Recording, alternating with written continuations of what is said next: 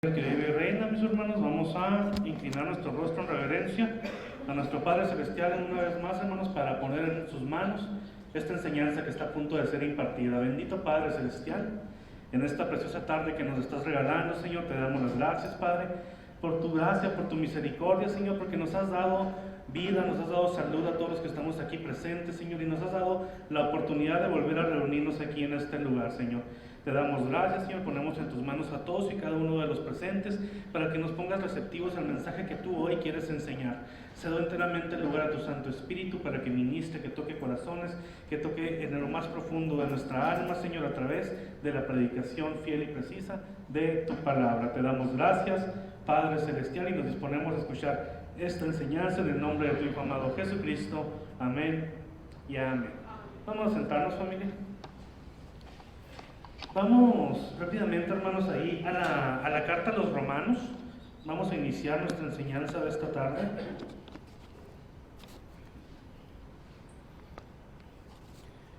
Vamos a preparar nuestras Biblias ahí en la carta a los Romanos, capítulo 6, y vamos a estar dando lectura del 1 en adelante. Romanos 6, capítulo 1, versículo 1 en adelante. Dice en el nombre de Cristo Jesús: ¿qué pues diremos? ¿Perseveraremos en el pecado para que la gracia abunde? En ninguna manera, porque los que hemos muerto al pecado, ¿cómo viviremos aún en él? ¿O no sabéis que todos los que hemos sido bautizados en Cristo Jesús, hemos sido bautizados en su muerte? Porque somos sepultados juntamente con él para muerte por el bautismo, a fin de que como Cristo resucitó de los muertos por la gloria del Padre, así también nosotros andemos en vida nueva. Porque si fuimos plantados juntamente con él en la semejanza de su muerte, así también lo seremos en la de su resurrección, sabiendo esto, que nuestro viejo hombre fue crucificado juntamente con él, para que el cuerpo del pecado sea destruido, a fin de que no sirvamos más al pecado. Porque el que ha muerto ha sido crucificado del pecado, y si morimos con Cristo, creemos que también viviremos con él. Sabiendo que Cristo, habiendo resucitado de los muertos, ya no muere, la muerte no se enseñorea más de él, porque en cuanto murió, el pecado murió una vez por todas, mas en cuanto vive, para Dios vive. Así también vosotros, consideraos muertos al pecado, pero vivos para Dios en Cristo Jesús, Señor nuestro. No reine pues el pecado en vuestro cuerpo mortal, de modo que lo obedezcáis en sus concupiscencias, ni tampoco presentéis vuestros miembros al pecado como instrumentos de iniquidad, sino presentaos vosotros mismos a Dios como vivos de entre los muertos, y vuestros miembros a Dios como instrumentos de justicia. Porque el pecado no se enseñoreará de vosotros, pues no estáis bajo la ley, sino bajo la gracia. Hasta ahí, hermanos. Gloria a Dios. Aquí es donde les pido toda su atención al mensaje de esta base bíblica que acabamos de leer. Bien, hermanos, aquí Pablo nos está explicando algo.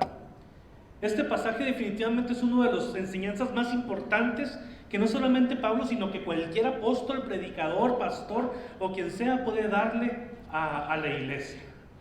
Aquí Pablo está explicando, hermanos, qué es lo que ha ocurrido adentro de todo aquel hombre o toda aquella mujer que ha creído en el Evangelio y que ha nacido de nuevo. A veces es difícil entender el cambio tan grande que hay en un ser humano cuando sufre este proceso llamado conversión, porque solamente estamos acostumbrados a ver lo físico, a ver lo que nuestros ojos naturales pueden ver, ¿verdad? Y no logramos ver todo lo que Dios hace en el área espiritual de una persona que ha pasado de la muerte a la vida.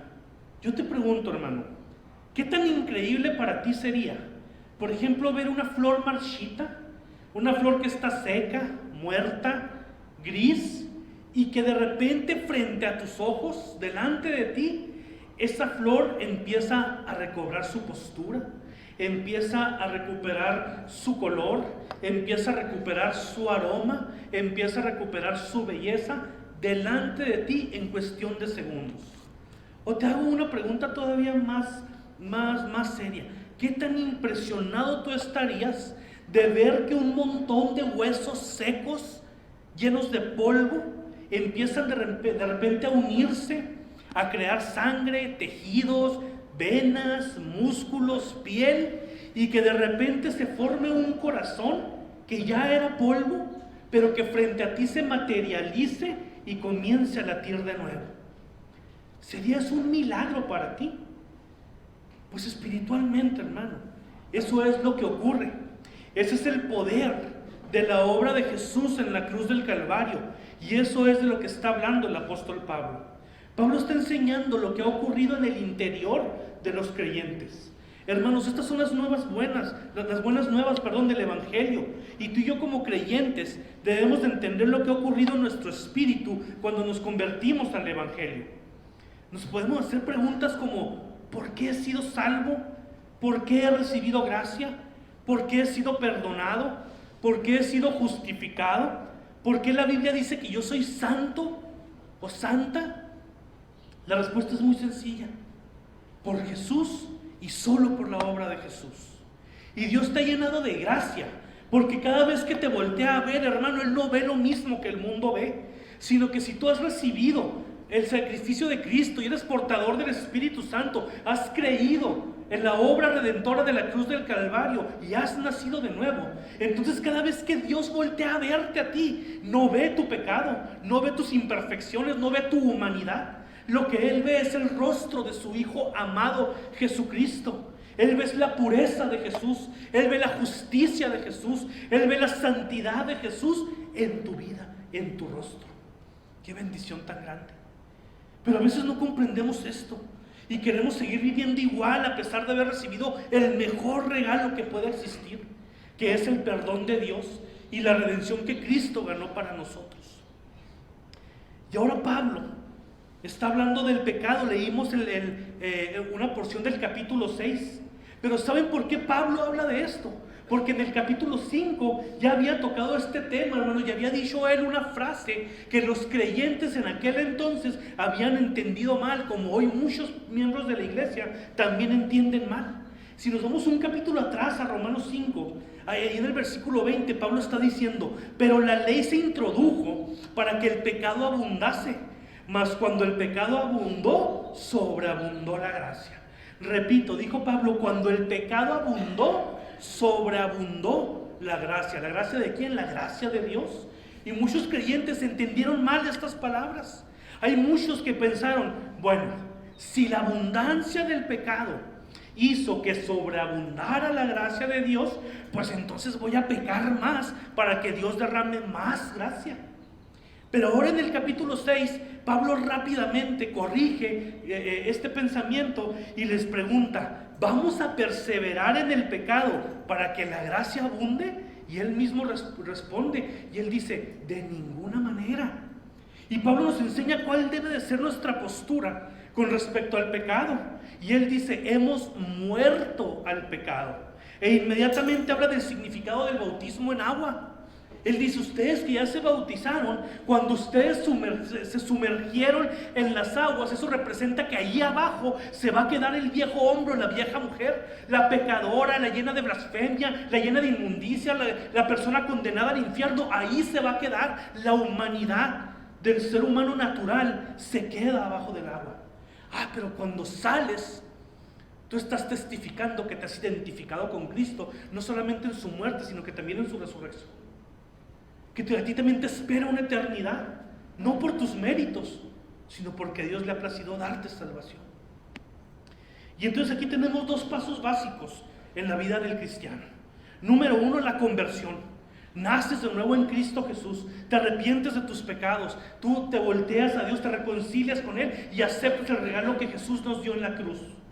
Y número 2, el bautismo. El testimonio público de que estás enterrando al viejo tú y que hoy existe una nueva persona. Y aquí se cumple lo que el mismo Pablo escribió en 2 de Corintios, capítulo 5, versículo 17, donde dice: de modo que si alguno está en Cristo, nueva criatura es. ¿Verdad?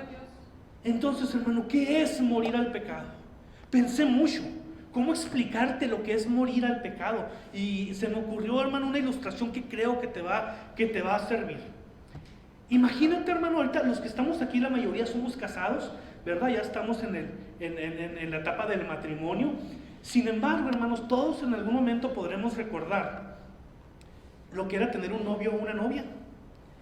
Entonces no sé a cuántos, ¿verdad? A lo mejor no a todos, pero no sé a cuántos nos tocó tener lo que hoy se conoce, que está muy de moda, eso de tener un novio tóxico o novia tóxica.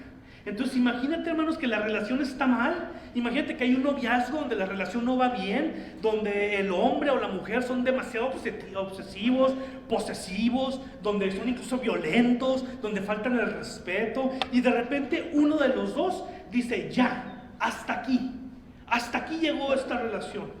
Un día decide terminar con esa pareja tóxica y alejarlo de su vida. Yo pregunto, hermano, esa persona que tomó la decisión de decirle, ¿sabes qué? Para ti ya estoy muerto, para ti ya no existo, no quiero nada que ver contigo. Esas son palabras, pero ¿qué hechos van a avalar esas palabras?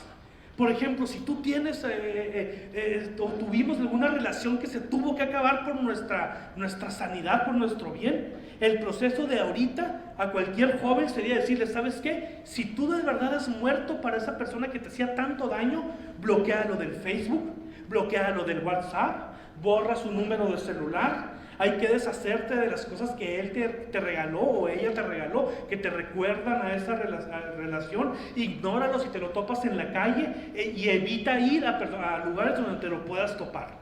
Esas acciones están demostrando que verdaderamente esa persona ha decidido morir para la otra. Ya estoy muerto, ya ni me busques, ya no quiero ser parte de tu vida.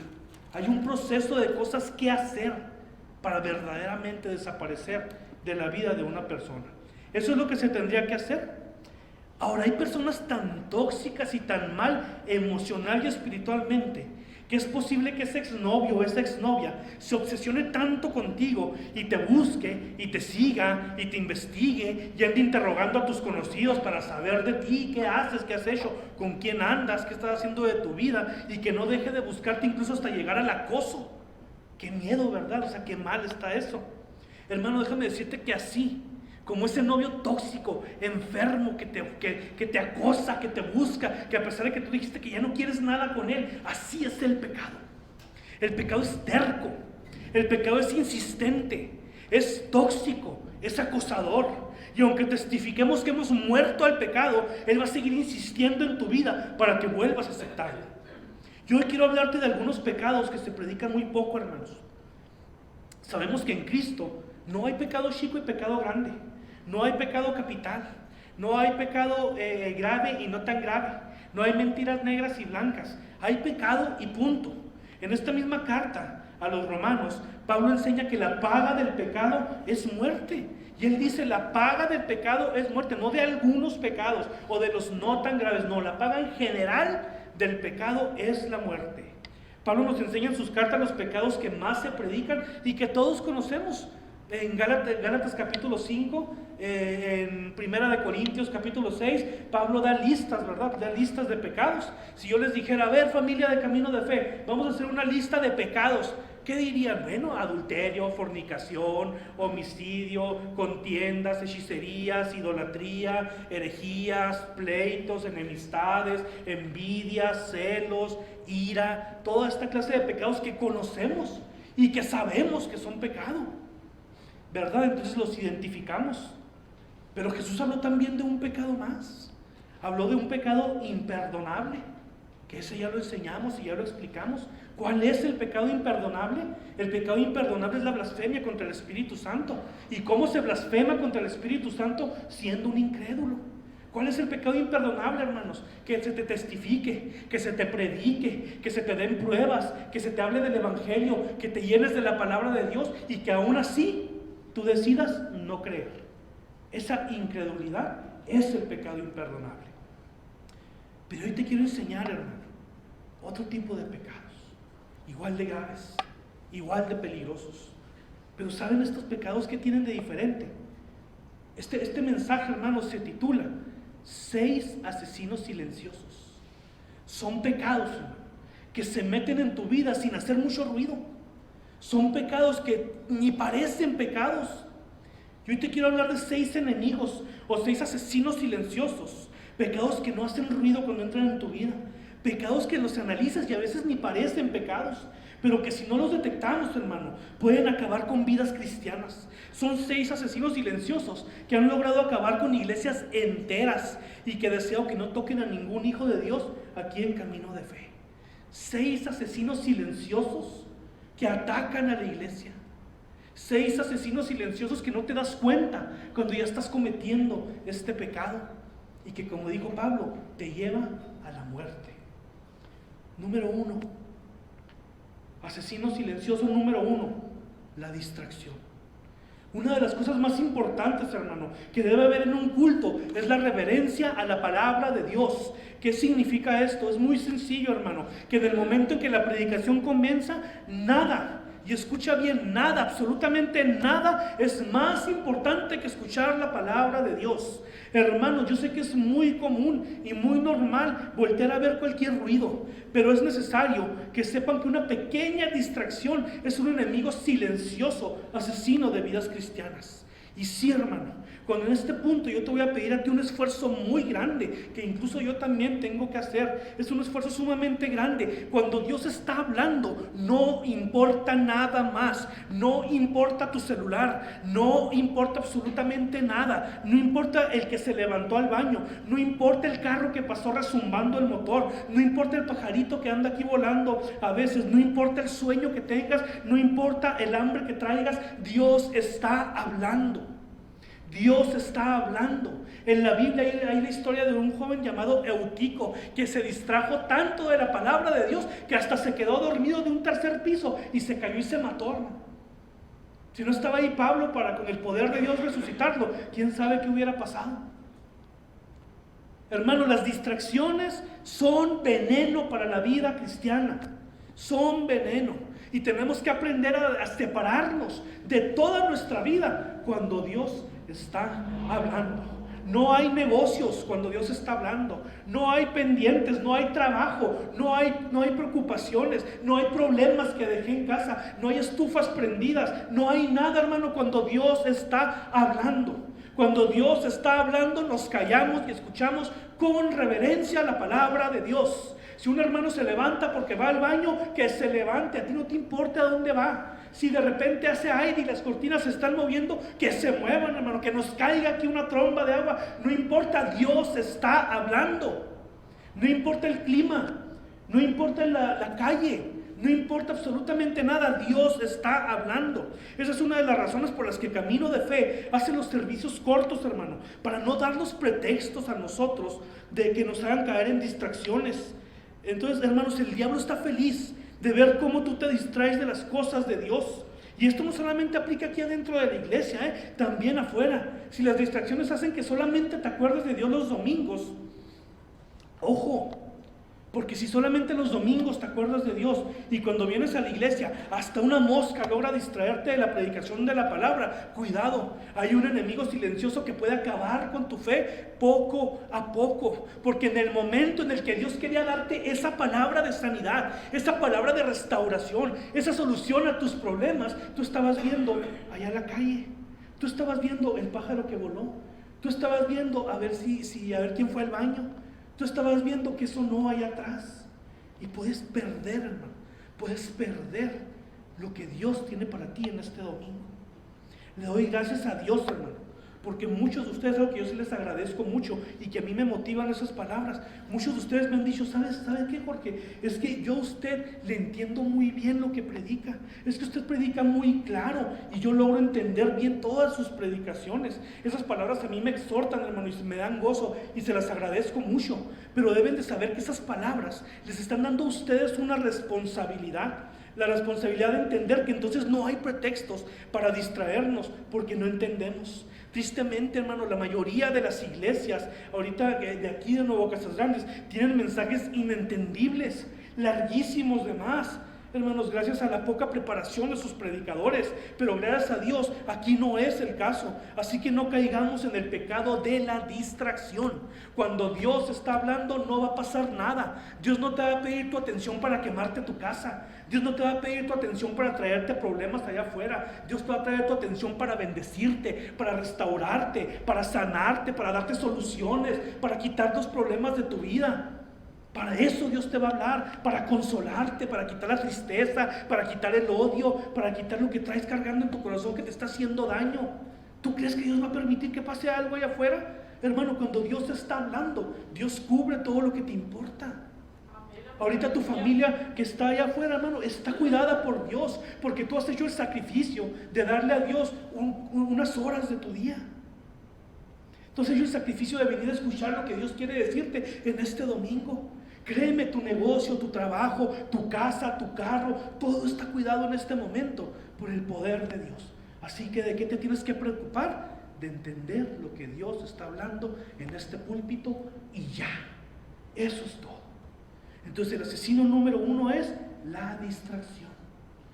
Asesino silencioso número 2, la hipocresía. Hay un pasaje, hermanos, hay un pasaje en los evangelios, ahí en el libro de Mateo, donde Jesús habla de la paja y la viga, ¿se acuerdan? Donde Jesús les dice a unos, pero revisa primero la viga en tu ojo antes de señalar la paja en el ojo de tu hermano. Y una vez que hayas visto la viga en tu ojo, entonces podrás ver bien para señalar la paja en el ojo de tu hermano. Y muchos creen que Jesús en este pasaje, porque empieza diciendo no juzgáis para no ser juzgados, entonces muchos creen que Jesús está prohibiendo el juzgar. Y tristemente muchos cristianos se escudan en estas frases como solamente Dios juzga para que no les señalen su pecado, y esto es incorrecto. Jesús no está atacando ni está prohibiendo el juzgar. En este pasaje de la paja y la viga, lo que Jesús está atacando, prohibiendo, condenando y diciendo que es pecado es la hipocresía. Hermanos, porque había fariseos religiosos que juzgaban a las personas por no respetar el día de reposo, por no cumplir la ley de Dios, pero sus corazones estaban llenos de odio, de rencor, de malas intenciones, a pesar de ser muy religiosos. Y Jesús veía eso, y Jesús a eso le puso un nombre y le dijo: eso se llama hipocresía. Respetas el día de reposo, pero odias a tu hermano. Respetas los ritos religiosos y vistes como religioso, pero aborreces a tu hermano, pero no has logrado perdonar a nadie. Eso se llama hipocresía. Y la hipocresía es un asesino silencioso que se manifiesta de muchas formas, hermano. Hay hombres que han querido atacar mi ministerio. ¿Saben por qué? Porque han querido atacar y minimizar mi ministerio, porque yo estoy todo tatuado. Yo me tatué en el mundo, hermano, sí. Y tengo todos mis brazos tatuados, mi pierna tatuada, mi espalda tatuada. Pero hay personas tan hipócritas que me han tachado a mí de lo peor, sin conocer mi corazón, sin conocer mi vida. Hay personas que efectivamente no están tatuadas, que usan saco y corbata, pero que viven en adulterio, que andan en iglesia ocasionando problemas y chismes, que usan su corbata, pero me atacan a mí sin saber que vivo ordenadamente en mi matrimonio, en mi casa, en mi trabajo, pero me señalan con el dedo por los tatuajes. Eso es hipocresía. Mujeres que se visten de falda larga y que creen que hasta peinarse es pecado, pero viven con odio, con celos, con rencores, con falta de perdón, con amargura, pero señalan a una hermana en Cristo porque un día se puso un short o porque se puso una blusa sin mangas. Eso se llama hipocresía y Jesús lo condena, hermano. Personas que hablan a los demás de Cristo, de su amor y de cómo cambia vidas, pero tenemos que asegurarnos de estar viviendo lo que estamos predicando. Porque si no lo haces, estás cometiendo el pecado de la hipocresía, hermanos. Y no me vayan a malentender. Yo claro que creo que un hijo de Dios debe de vestir diferente al mundo.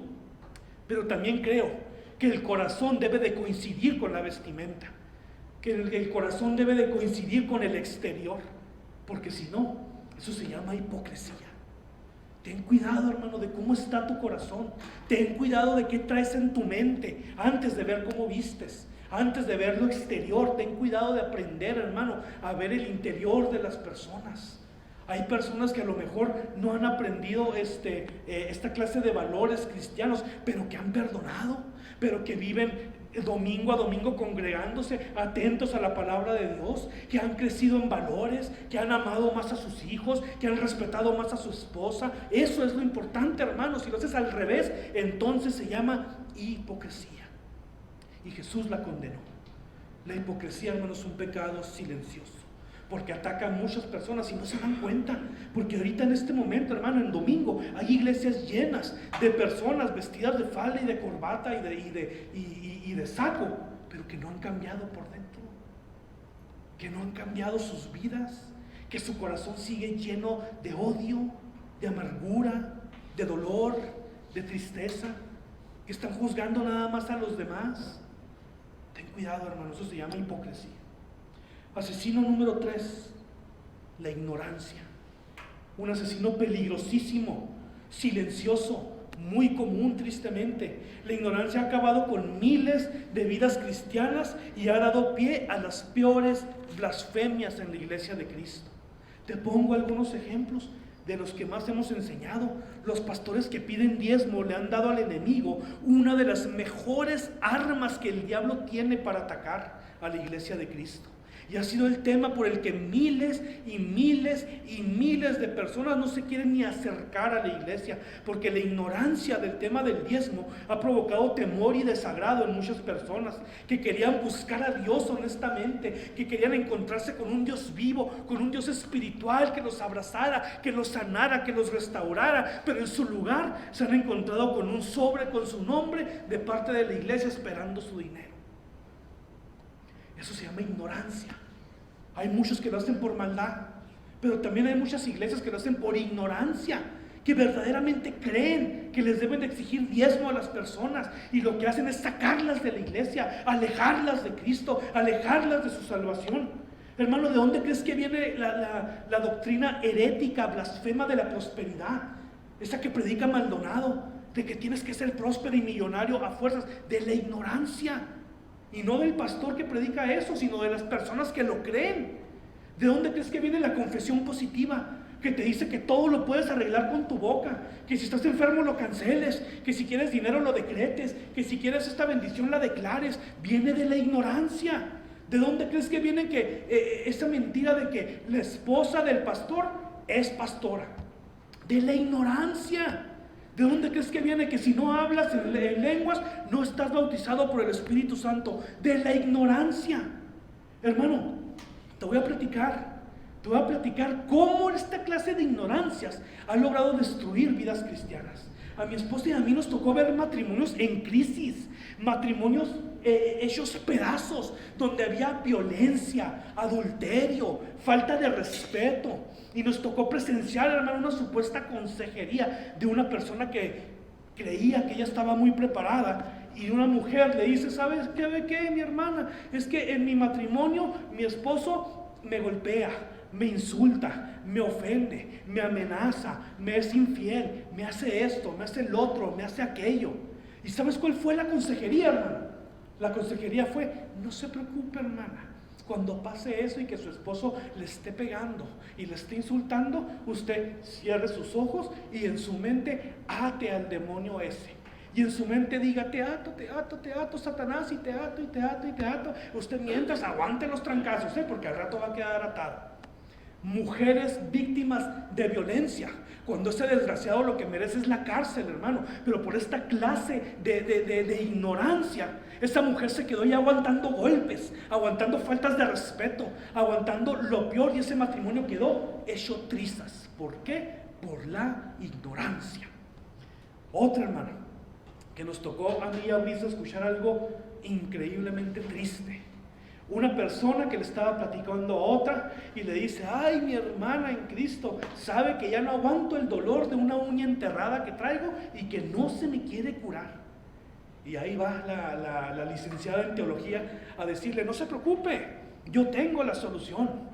En la noche usted agarre su pie y dígale a la uña: mira, uña, en el nombre de Cristo te sanas, te lo ordeno. Y si no, y le ordenas y le dices y se te tiene que componer.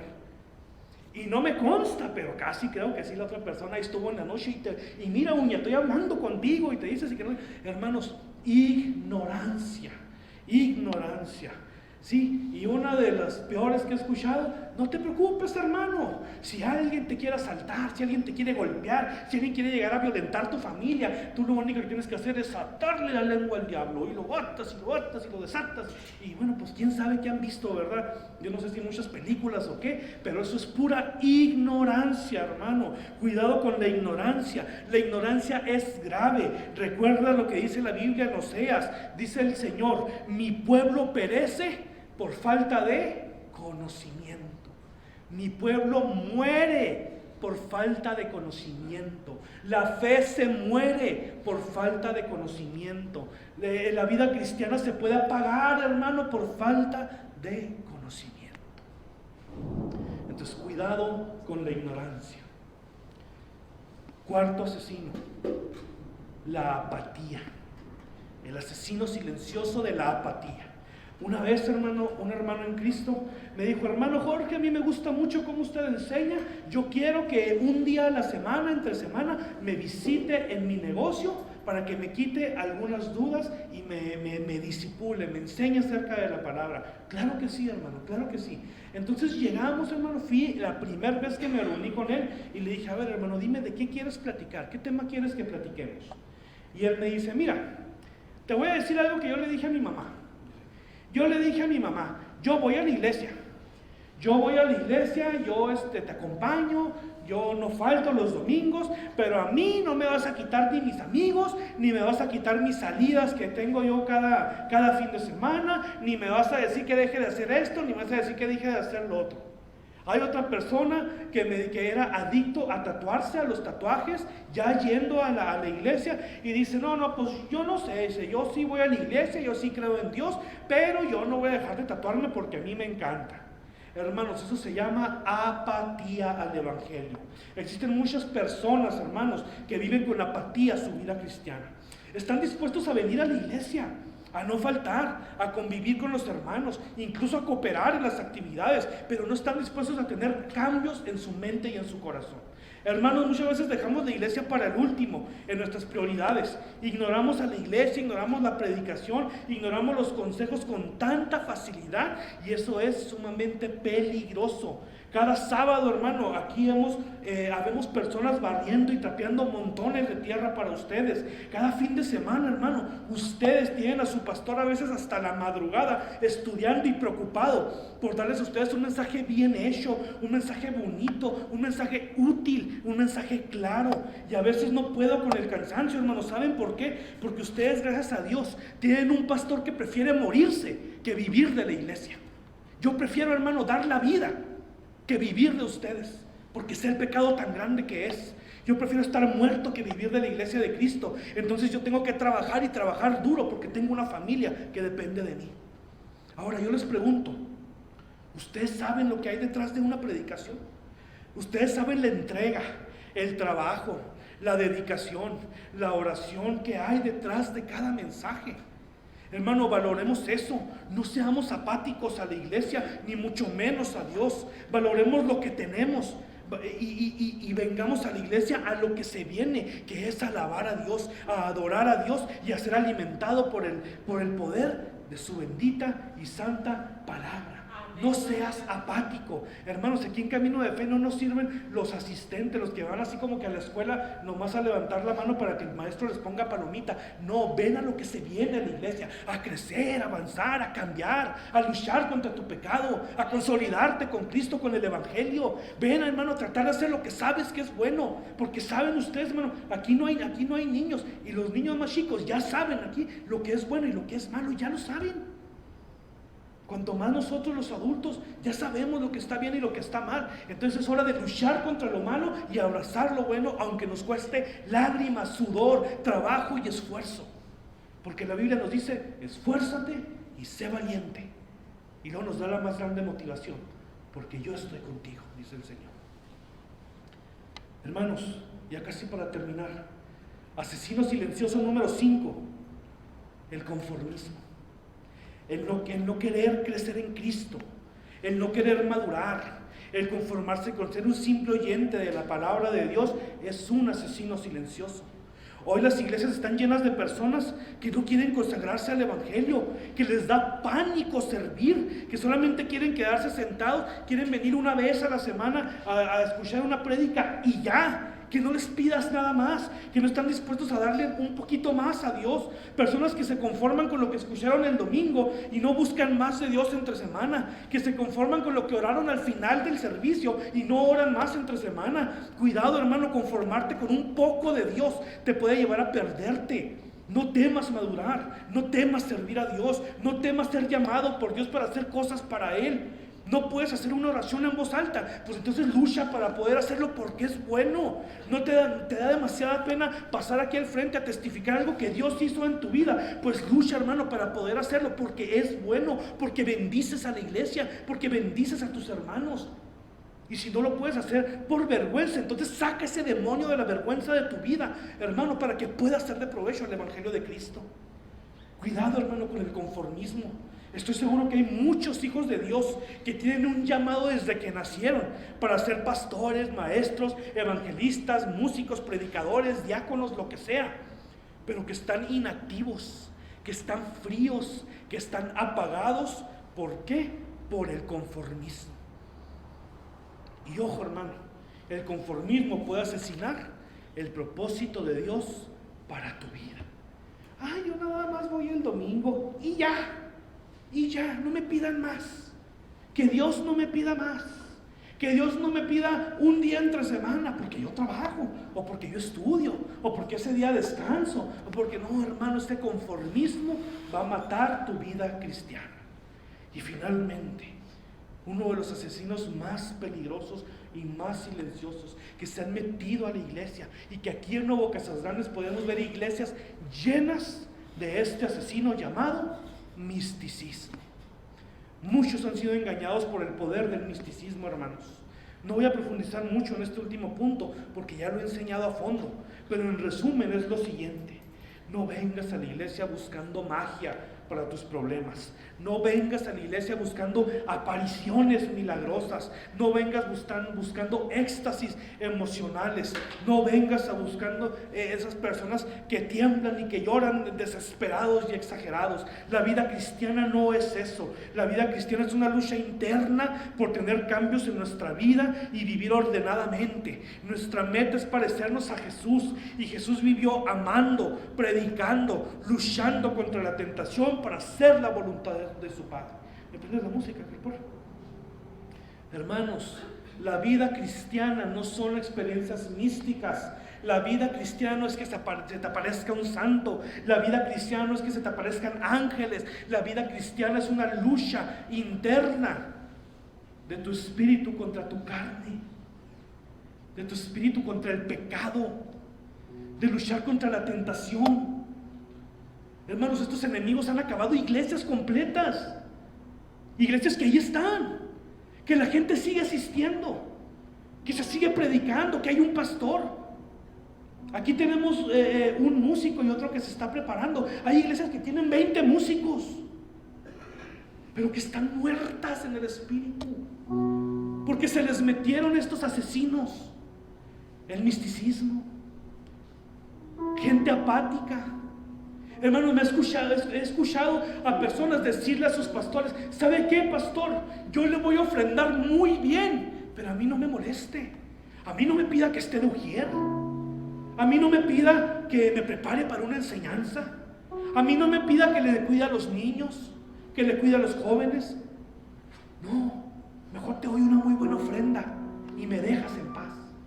¿Y sabes qué es más triste aún? Que hay pastores que han dicho: ok, te lo acepto. Hay personas por el otro lado que han comprado su liderazgo, que llegan con el pastor y que le dicen: yo no te voy a fallar en mi diezmo, pero quiero ser el líder de alabanza.